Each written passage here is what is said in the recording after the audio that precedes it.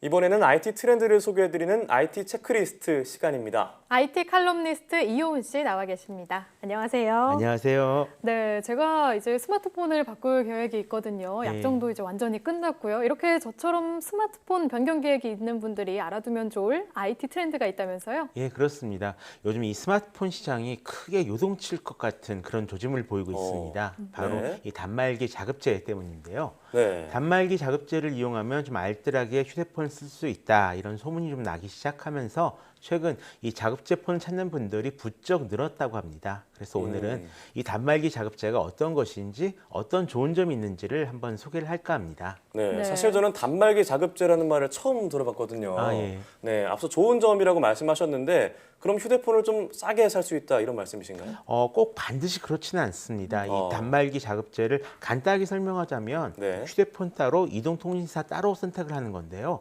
예를 들어서 저희가 이 인터넷을 이용할 때 보통 가정집에서는 TV를 따로 사고 인터넷을 네. 따로 신청을 하잖아요. 네, 그렇죠. 이런 거랑 똑같은 거죠.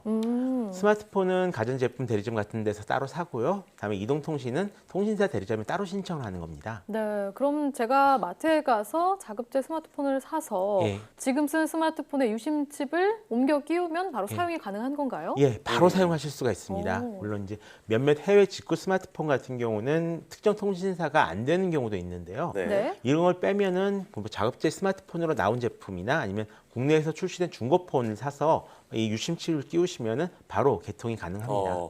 그럼 기존 폰에 있던 뭐 주소록이나 문자나 뭐 통화 기록, 사진 이런 것들은 네. 본인이 좀 직접 옮겨야 되겠네요. 예, 그렇습니다. 이게 뭐 구글 아이디, 안드로이드 스마트폰 같은 경우는 구글 아이디를 미리 백업용으로 세팅을 해 놓으셨거나 아니면 네. 애플 같은 경우는 애플 아이디를 이제 세팅을 해 놓으셨으면은 주소록 같은 거나 이 사진이 자동으로 넘어오기는 합니다. 근데 이 문자나 통화 기록 같은 경우까지 완전히 넘어오지는 않고요. 네. 또 사진이나 앱 같은 경우는 예전 스마트폰에서 이 백업 기능을 켜 놓으셨으면은 넘어오는데요. 그렇지 않으면 역시 넘어오지 않습니다. 네, 그러니까 문자나 통화 기록은 넘어오지 않지만 내 유심칩만 갈아 끼우면 내 전화번호를 그대로 쓸 수 있다 이런 말씀이시잖아요. 예, 그렇습니다. 네, 이런 게 언제부터 가능했던 건가요? 이게 실은 좀 오래전 일인데요. 네. 2012년서부터 이게 가능해졌습니다. 생각보다 오래됐네요. 그렇죠. 네. 굉장히 오래전이죠. 근데 그전에는 이동통신사에서 등록된 스마트폰만 쓸 수가 있었거든요. 네. 그래서 네. 해외에서 나가서 제가 어떤 스마트폰 딱 사가지고 와도 이 폰에 제 유심칩을 끼우면은 사용할 수가 없었습니다. 네. 등록 안 됐다고 쓸 수 없다라고 떠요. 근데 지금은 이 해외에서 사온 단말기도 주파수만 맞으면 쓸 수가 있습니다. 그리고 네. 보시면 이제 최근에는 아이폰이 새로 나올 때마다 해외에 네. 나가서 거기서 먼저 사가지고 대한민국 1호 개통자다라고 하시는 분들 계시잖아요. 네. 이런 것도 이렇게 좀 그 제도가 바뀌었기 때문에 좀 가능해진 일입니다. 이렇게 네. 좀 오래된 건데 왜 잘 알려지지 않았을까요?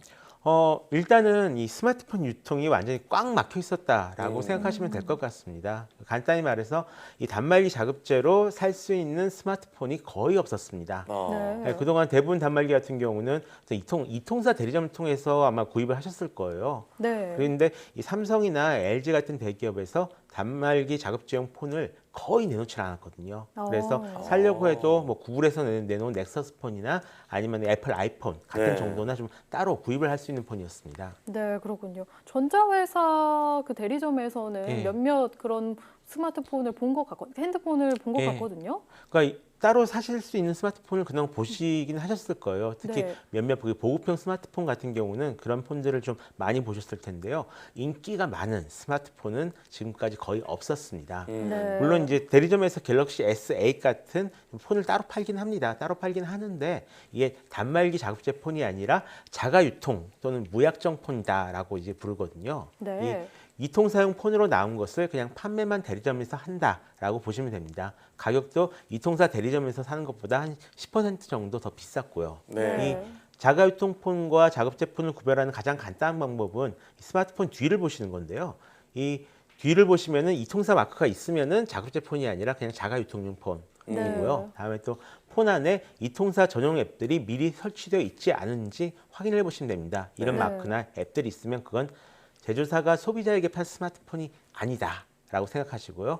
이통사가 도매로 사서 우리에게 다시 판 거다. 라고 생각하시면 됩니다. 네. 간단히 말해서 그동안은 이 스마트폰 제조사의 고객은 저희가 아니라 이통사였던 네. 셈이죠. 네, 그럼 이통사 마크가 있으면요. 그런 핸드폰, 그런 휴대전화에는 이제 유심칩을 갈아 끼워도 예. 바로 사용이 안 되는 거죠. 아니요, 예전에는 안 됐었는데요. 네. 이제는 됩니다. 아, 예, 저 제도가 생긴 다음서부터는 이제 상호 이동이 다 가능하게 바뀌었어요. 아, 어, 네, 그렇군요. 그러고 보니까 한 몇 년 전까지만 해도 그 이통사 마크가 달린 핸드폰을 많이 봤는데 요즘에는 좀 안 보이는 것 같기도 하고요. 그렇죠. 네, 요즘 최근에 지저분하다고 근데 이렇게 지적도 하죠. 네, 단말기 자급제가 활성화된 이유가 뭘까요? 일단 두 가지 이유가 있는데요. 하나는 삼성에서 갤럭시 S9을 자급제 폰으로 드디어 내놨습니다. 아, 최근에 나온 거 말씀하시는 그렇죠. 거죠? 삼성에서 만든 고급 스마트폰 중에선 이 S9이 자급제로 나온 최초의 폰입니다. 네. 이게 꽤 히트를 쳤는데요. S9 판매량이 전작에 비해서 좀 줄어들었거든요. 한 70% 정도밖에 안 팔린다라고 좀 얘기를 하고 있는데 그 와중에도 이게 한 10만 대 정도가 팔렸다라고 합니다. 자급제 폰이 생각보다 꽤 팔리는 것이 확인되니까 이제 LG전자 같은 곳에서도 다음 달에 나올 G7 같은 폰들을 이제 자급제 폰으로 내놓을 수도 있다 이런 얘기를 지금 하고 네. 있는 상황이고요. 다른 하나는 최근 이통사 보조금이 너무 적어졌다라는 데 있습니다. 네, 이 맞아요. 보조금을 안 받고 약정 할인 25% 선택하시는 분들이 좀 굉장히 많이 늘었거든요. 네. 이런 분들은 굳이 비싼 할부 이자, 그러니까 이 통사에서 개통을 하시면 한 6% 정도 되는 할부 이자를 무셔야 되는데요. 이런 걸 물면서 굳이 이 통사 대리점에서 폰을 구입할 이유가 없는 거죠. 네. 이거를 온라인 마켓에서 자급제 폰 사시게 되면 무이자 할부 12개월 이런 거 많잖아요. 네. 이렇게 네. 딱 되는 거니까 그냥 그 온라인으로 구입하시는 분들도 많이 늘은 거고요. 또 여기 하나 더 하자면 정부 정책 변화도 좀 영향을 좀 끼쳤습니다. 네, 그러고 생각해보니 보편 요금제나 이런 단말기 자급제가 가계통신비 정책협의회 논의 대상이었죠. 예, 그렇습니다. 이 삼성이 갤럭시 S9을 이 자급제 단말기로 내놓은 것도 이 협의 결과에 따른 그런 결과입니다. 네. 거기에 더해서 이제 방통위에선 5월 달부터 국내에서 파는 이 휴대폰 가격이랑 해외에서 파는 가격이 얼마나 차이가 나는지 조사해서 공지를 한다라는 맞아요. 얘기도 있고요. 네. 또 며칠 전 대법원에서 이 통신요금 원가 자료를 공개하라라는 판결도 났었거든요. 네. 물론 이제 3G에 한해서 이제 공개하라라는 판결이었지만요. 아무튼 이런 여러 가지 정책의 변화가 있는 만큼 단말기 자급제 흐름은 지금보다 네. 좀 더 이제 강해질 전망입니다. 또 이 통사들 입장 같은 경우도 좀 바뀌었는데요. 그동안은 이 대리점을 보호해야 된다, 또 매출이 감소한다라는 이유로 이 통사들이 이 단말기 자급제를 많이 좀 싫어했었습니다. 네. 네. 근데 최근에는 이 무약정 요금제도 출시를 하고 있고요. 자급제 단말기 사용자도 이 스마트폰 보험에 가입할 수 있도록 좀 제도를 바꿔놨어요. 그래서 좀 더 네. 가입하기 편해진 거죠. 분명 그럼 소비자에게는 좀 좋은 변화라고 볼 수 있겠네요. 네, 그렇습니다. 사실 이 다른 나라에서는 이 자급제 단말기 이용자가 60%가 넘어요. 어. 한 3분의 2 정도는 폰 따로, 이통사 따로 쓰는데 우리나라는 몇 퍼센트 정도인가요? 한국이 이상하게 한 8% 정도밖에 안 됩니다. 야, 많이 그렇게 차이가 차이가 나요? 나네요. 예, 굉장히 많이 차이가 나죠. 네. 또 그렇다고 해서 이 어떤 분들은 그런 걱정을 하시거든요. 이렇게 해서 이게 시장이 풀리면 해외 스마트폰이 물밀듯이 들어와서 한국 기업들이 손해를 보게 된다라고 네. 하시는데 실제로는 이제 LTE 유심 이동성이라는 제도가 있습니다. 네. 그래서 LG U+에서 쓸 수 없는 단말기는 한국에 정식으로 출시를 할 수가 없기 때문에 네. 아무래도 그냥 물밀듯이 물려올 일은 없을 것 같다라고 생각을 하고요. 네. 또 이 대신 이 약정의 노예가 되지 않아도 된다라는 장점이 있습니다. 큰 네. 장점이네요. 그렇죠. 알뜰폰에 가입해서 또 저렴하게 쓸 수도 있고요. 네. 이게 사실 개인적으로 여기에는 좀 더 큰 기대를 걸고 있는 편인데요. 네. 옆 나라 일본에서는 이 알뜰폰이 합리적인 가격으로 좀 큰 인기를 끌면서 이동통신 시장 자체의 판이 굉장히 많이 바뀌었거든요. 네. 예를 들어서 통신비가 보통 한 6만 정도 내시잖아요. 네. 그리고 휴대폰이 한 100만 원 정도 사신다라고 하면 2년에 208만 원 정도를 이제 내시게 되거든요. 오. 한 달에 8만 7천 원 정도 내시는 차이가 거죠. 많이 나네요. 예. 네. 근데 또 여기서 휴대폰 할부 이자는 따로 붙고요. 네. 근데 아. 이걸 알뜰폰으로 쓰게 되면 같은 데이터를 제공한 요금제가 한 반값 정도로 제공이 됩니다. 그래서 네. 2년에 한 172만 원 정도만 내면 됩니다. 그러니까 네. 30만 원이 넘는 돈을 아낄 수가 있는 거죠. 저 같은 경우는 1년에 가장 싼 요금제를 이용해서 정말로 1년에요. 한 8만 원만 내고 쓴 적도 있었습니다. 아, 한 한 달이 달이 아니라 예, 1년에 1년. 8만 원만 내고 쓴 적도 있었습니다. 그러면은 좀 그냥 문자만 가능한 폰이 아니고요.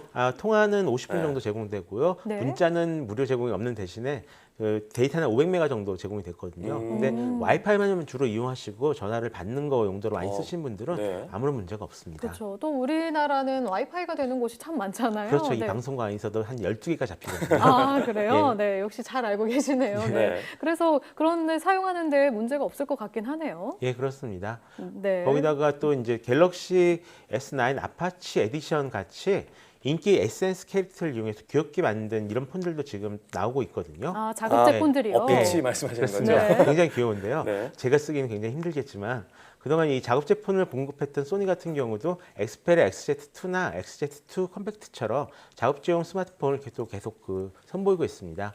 동영상 촬영 기능을 강화한 그런 스마트폰인데요. 네. 또 샤오미 A1도 있습니다. 20만 원대의 구글 안드로이드 원 플랫폼에 속해 있어서 구글이 직접 2년간 OS 업데이트를 보장을 합니다. 그리고 펜텍에서 예전에 출시됐던 가인팩이랑 베가 네. 시크릿폰도 지금은 이제 없어졌지만요. 남은 재고를 네. 자급제 폰으로 풀었습니다. 어. 예, 각각 19만 원이랑 10만 원에 판다라고 하는데요. 네. 이렇게 중고나 해외 직구 스마트폰을 이용하셔도 되고요. 이처럼 굉장히 많은 스마트폰들을 직접 자급제로 이제 구입하실 수가 있으니까요. 저처럼 100만 원짜리 스마트폰을 안 사셔도 네. 이렇게 좀 자급제용 스마트폰 저렴하게 구입하셔서 알뜰하게 소비하시면 좋을 것 같습니다.